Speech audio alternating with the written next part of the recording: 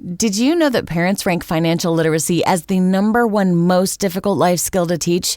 Meet Greenlight, the debit card and money app for families. With Greenlight, you can send money to kids quickly, set up chores, automate allowance, and keep an eye on your kids' spending with real-time notifications. Kids learn to earn, save, and spend wisely, and parents can rest easy knowing their kids are learning about money with guardrails in place. Try Greenlight risk-free today at greenlight.com/odyssey. Faith Ringgold was a master of interpreting political movements through her art, from narrative quilts to powerful paintings. But in 1970, the police thought she'd gone too far, and they arrested her for making this poignant and possibly illegal statement. I'm Cydney, and this is 2-Minute Black History, what you didn't learn in school. On November 13th, 1970, New York City police raided Judson Memorial Church. Faith Ringgold, John Hendricks, and John Tosh had just wrapped up day 5 of their art show. The charge? Desecrating the U.S. flag. The exhibit, called the People's Flag Show, was a bold response to censorship. 3 years earlier, in 1967, an art gallery owner was convicted for displaying anti-Vietnam War art featuring the flag. Ringgold and her collaborators knew this wasn't right, so they decided to fight back.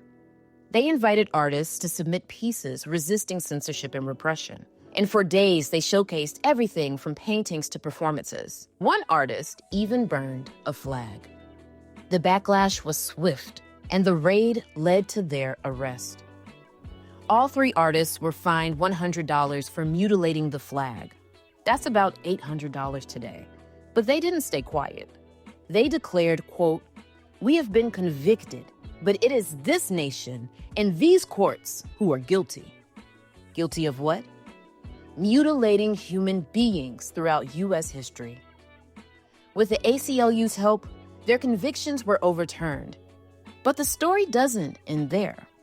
Faith Ringgold continued to reclaim the flag in her work, while the state spun a whitewash tale that the U.S. symbolized freedom and hope.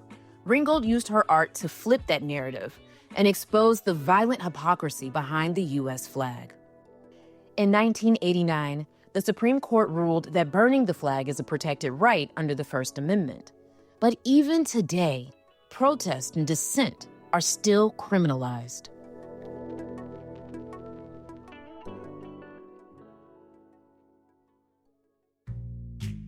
Artists like Faith Ringgold remind us that as much as the U.S. claims to be the land of the free, its reign of domestic and global terror tells a very different story. In order to move toward the future, you've got to look to the past. This has been 2-Minute Black History, a podcast by Push Black. If you enjoyed this episode and want to show your support, please rate and subscribe to our podcast. Together, let's celebrate and honor the legacy of Black history.